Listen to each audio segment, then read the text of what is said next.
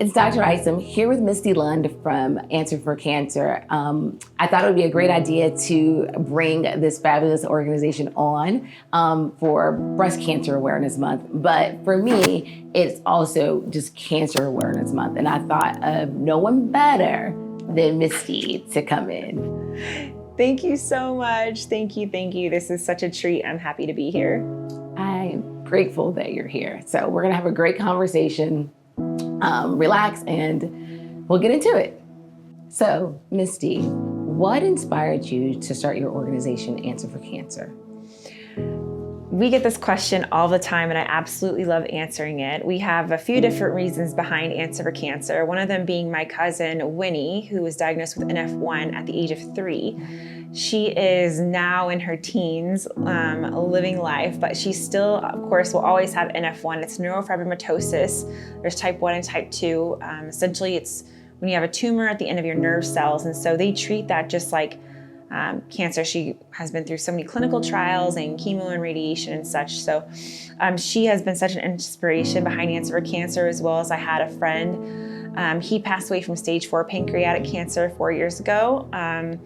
And back when I was in San Diego, I actually became Vinyasa Yoga certified and have been doing a lot of holistic services for myself, for my own health. So I was trying to see if there was something like this already created around the area, or even, on the West Coast, and I couldn't find anything.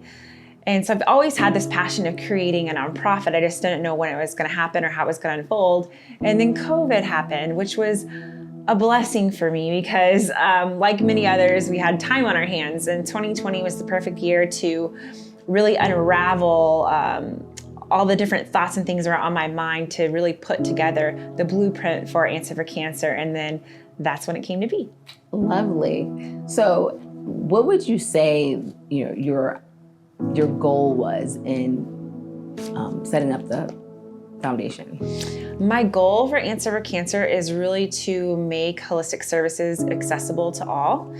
As we all know, healthcare alone by itself on the Western side is expensive, and then adding another layer to that, say if you want to get acupuncture, chiropractic, or infrared, speak to a nutritionist, all those things, not everyone's insurance covers those. In fact, most of them don't. Some insurance will cover chiropractic or acupuncture, but still it's only like a once a month occasion.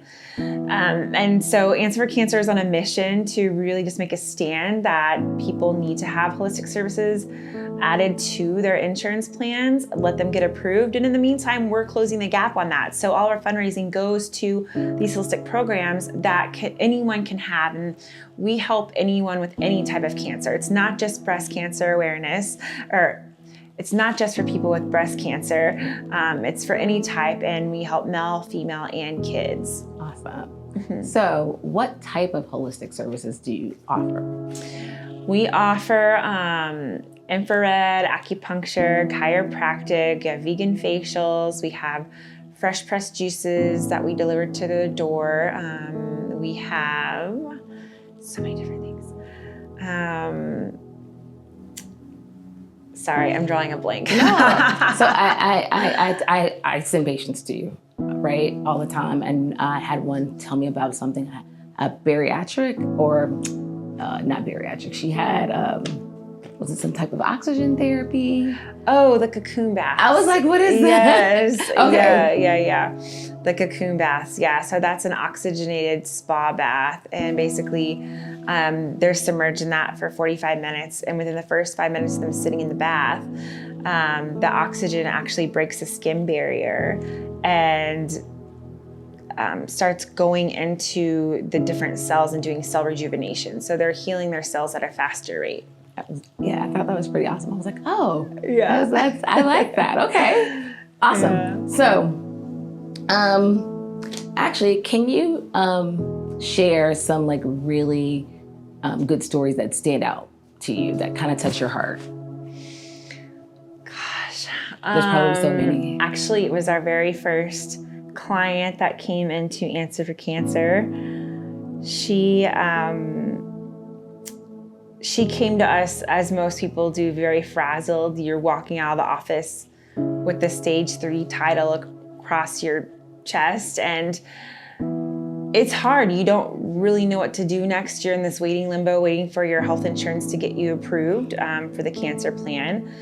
And so she was referred to us through a friend, a yoga teacher here in town, and got us connected. And initially we talked for about an hour and a half, and got her enrolled right away into some Reiki and meditation classes, which totally helped her feel more grounded, and then got her into all different programs. What was great about her is she was so open-minded and willing to do everything. I think that's where people find the most success, is when they go all in and tackle their diagnosis from every single possible angle that they can.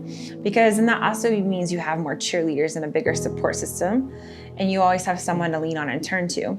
And so through her, she was told she only had 6 months to live, and that was 3 years ago, and now she's cancer-free and is still rocking and rolling. And that's the type of stories we live for, and what gives us fuel to our fire and keeps encouraging us to do what we're doing. And I think overall, I would say every person has been a success story, because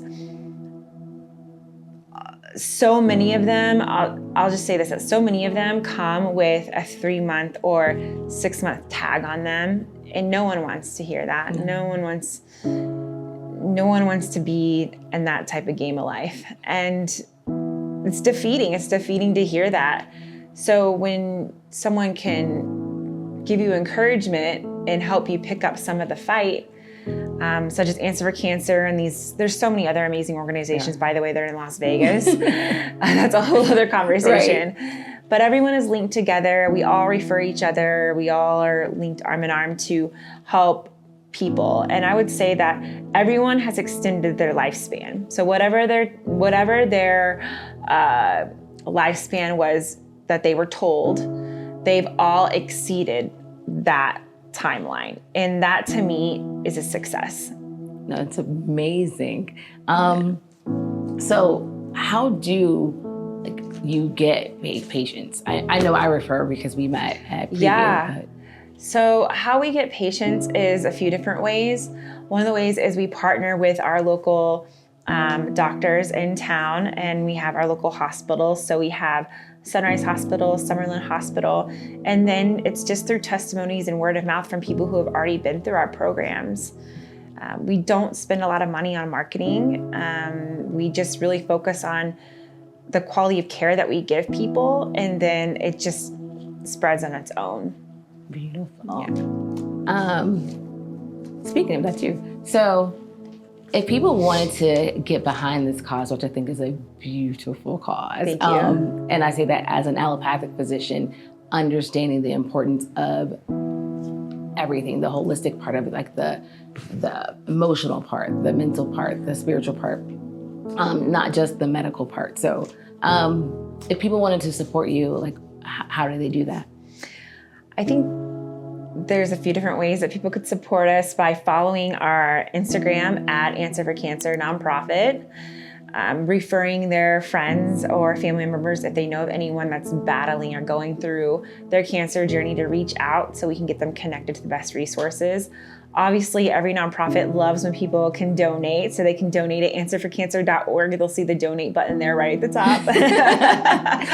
And just really, being involved in the community, whether it's through us or through another organization. If they're not volunteering, there's so many great causes out here in Las Vegas that people can get involved in. I think that it's important to give your time into something that you truly care about. And so, there's so many ways to give back. And thank you for asking that. Yes, absolutely. We want to support them any way we can. So when they do come through or they get referred to you, what does that process look like?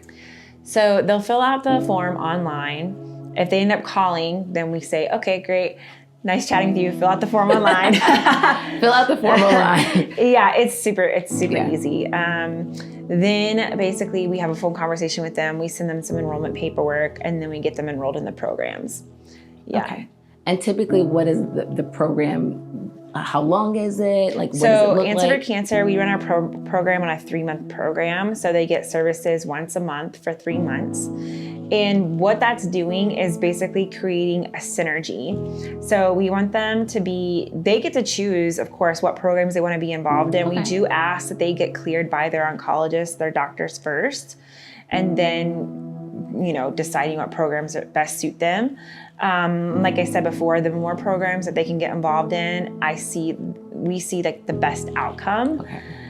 They just seem to be more positive, more grounded, more self-aware, more selective of who they surround themselves with. They're just there's more clarity, I see. And it's almost like you just see this light bulb switch and they're like, okay, I can do this. Like, I got this, and that's what we're here for. I think that, we would like to say we're extending lifespans, but if anything, we're definitely enhancing quality of life. Oh, for sure. And I want people to know that. Well, let's see. What else can we ask you?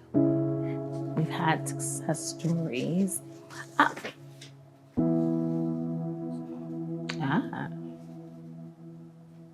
So that's a good one. So you did, you mentioned that they have to get clearance from their oncologist, so to speak.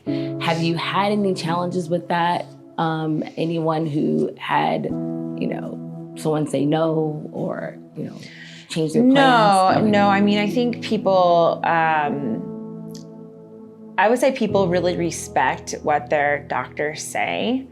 And, we're not going to let someone with stage 4 breast cancer go in and get a deep tissue massage. That would never happen. That would never, ever happen.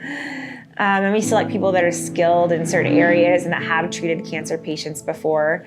And that also, not just are skilled, what's also important to me is people that are partnered with us have emotional intelligence and compassion and just such a huge heart for people. Because even if you're skilled, I need more than that, like it takes a big heart and someone that just truly can put themselves in the other person's shoes to just wrap that person around, with love and understanding, because sometimes people come into the programs and for their service and they break down or just have a moment where they, want to cry or have this emotional release.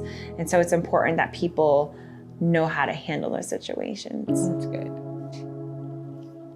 I'm like, that's it. She knocked them all out. I'm like, for the most part. Next. I'm like, there's next. So I mean, I would say any final thoughts. Like, what are your final thoughts about the organization, what holistic or wellness programs mean for cancer patients and so forth? My final thought would be, just because it's been on my mind, because it's Breast Cancer Awareness Month, is the fact is yes, breast cancer is still happening. People are getting diagnosed more often, but the death rates have gone down, which is great. On the other hand, people are getting diagnosed a lot younger now. And unfortunately, a lot of our clients are diagnosed with breast cancer.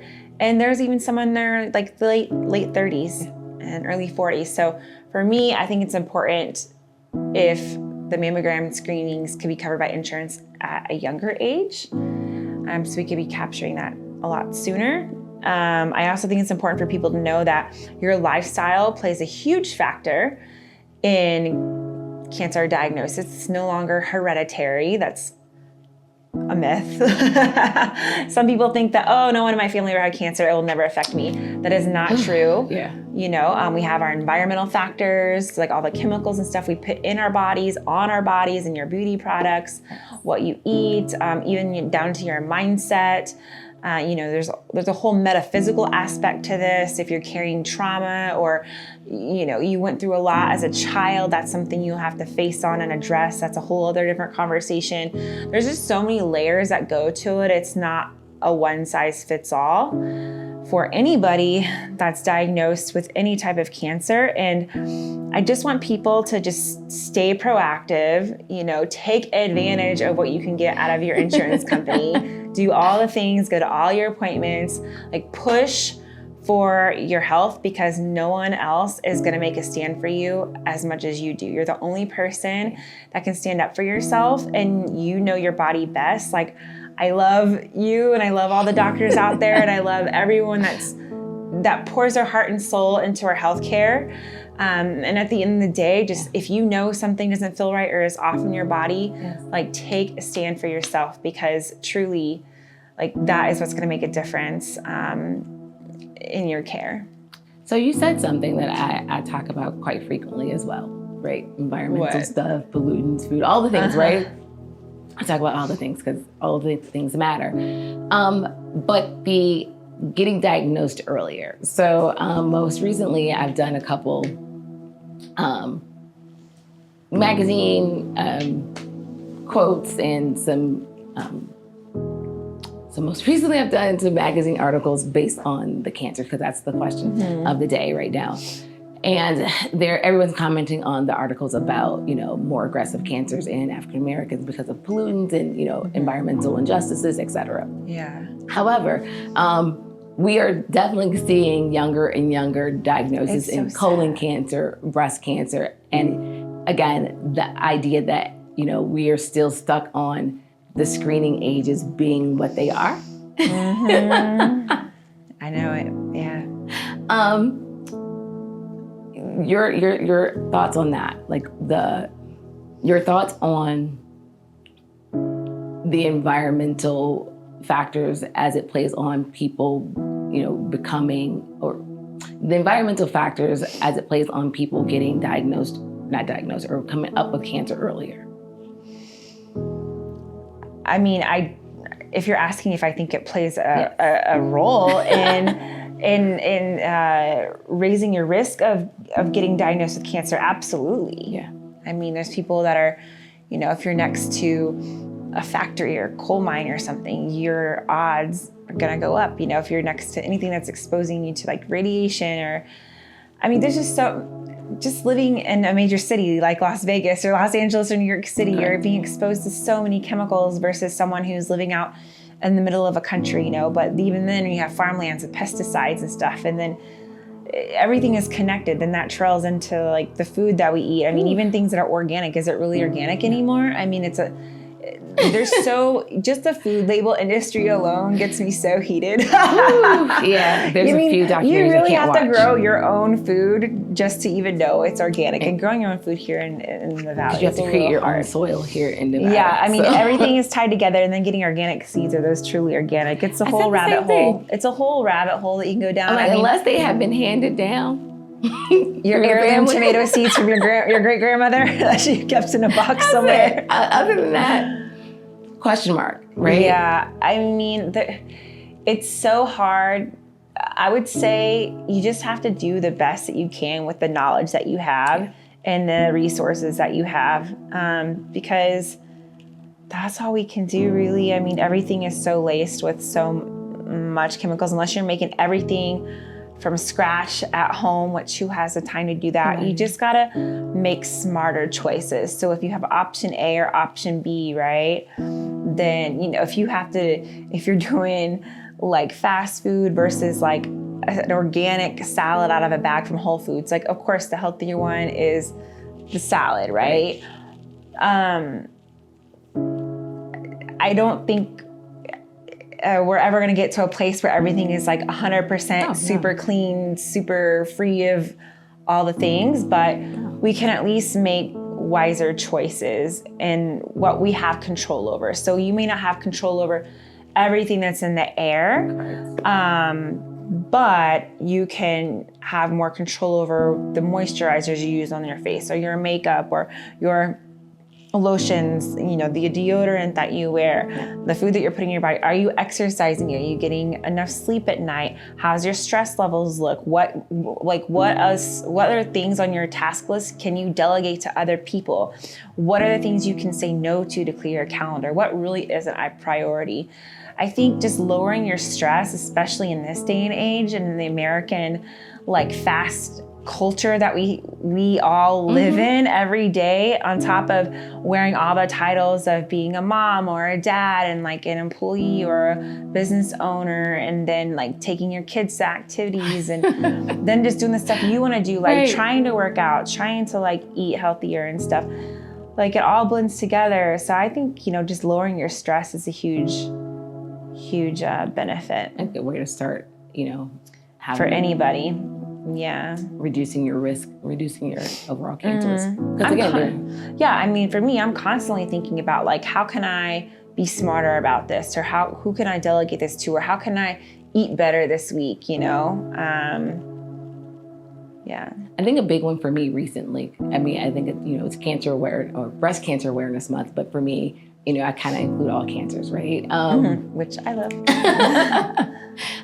Because they're especially the way that our practice runs, like I'm more preventative and proactive, right? So everyone should be that way. So thank you for doing that. We like to have our patients get like full body ultrasound screens, right? Because cancer is the second leading cause of death, right?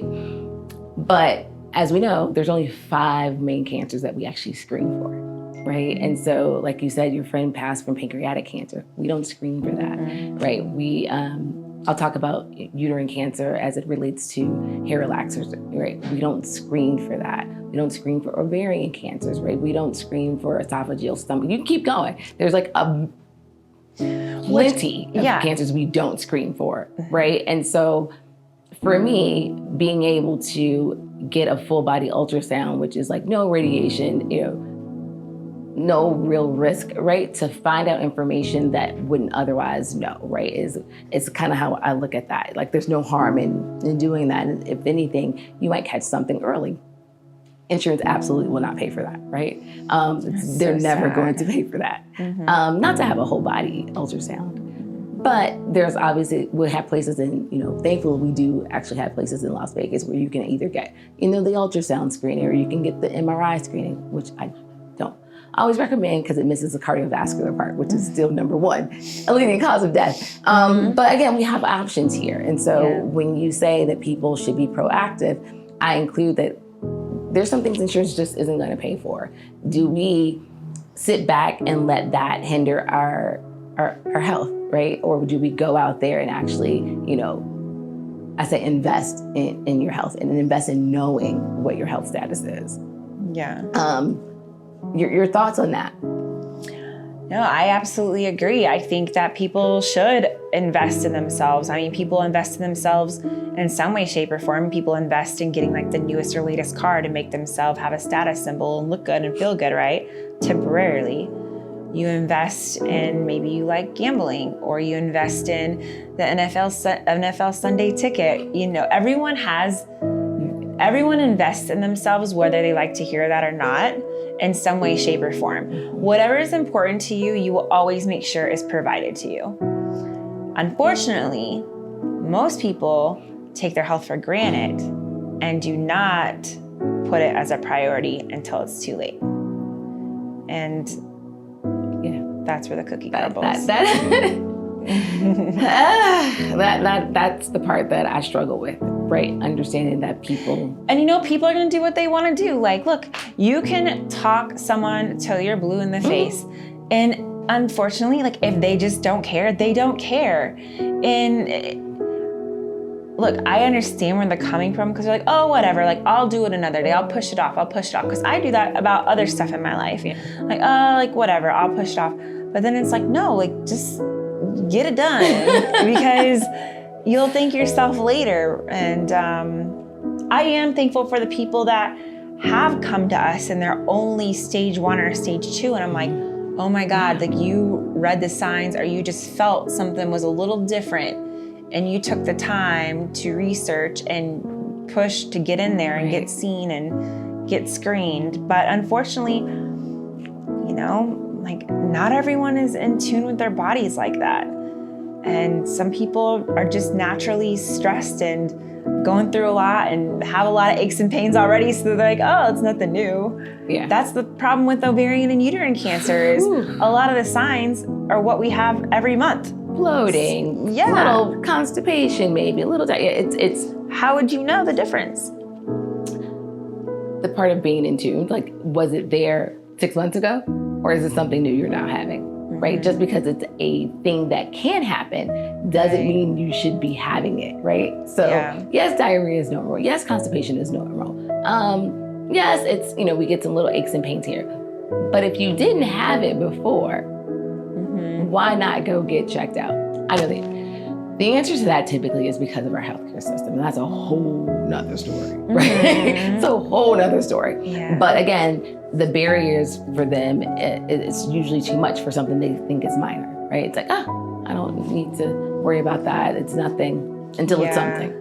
I think when you're going through little, small, different things, no one's gonna really even bat an eye at it until you're bedridden or you're slumped over in agony, because everyone's busy. That's the label people like to wear. I'm busy, I have this going on, my calendar's full, I have this and that, this and that. And it's not easy to get in. No. It's just not that's here. Just the reality. It's not easy that's to why get everyone in. has concierge doctors here in Las Vegas. Yeah, we need more doctors. We do. We need more doctors to kind of join this movement, so to speak, because we can't take everyone, right? So, thank you for doing this. I appreciate it. I adore you. You're so welcome. Thank you for inviting me. Yes. This is great. So